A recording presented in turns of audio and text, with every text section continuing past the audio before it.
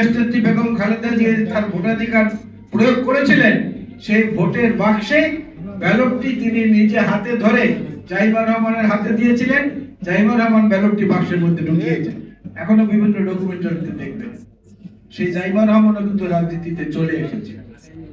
অর্থাৎ বাংলাদেশি জাতীয়তাবাদ এবং শহীদ জিয়া বীরুত্তমের প্রবর্তিত রাজনীতির 4 প্রজন্ম কিন্তু ইতিমধ্যে জাতির সামনে এসে উপস্থিত হয়েছে।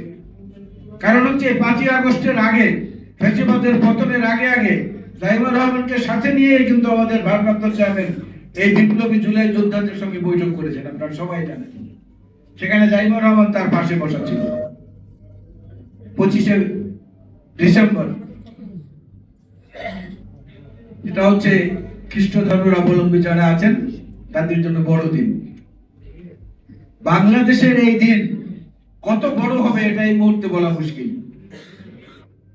জনাব তারেক রহমান সাহেব বাংলাদেশে ফিরবেন প্রায় 1.5 যুগ পরে। বাংলাদেশে ফিরবেন, বাংলাদেশের মাটিতে পা রাখবেন।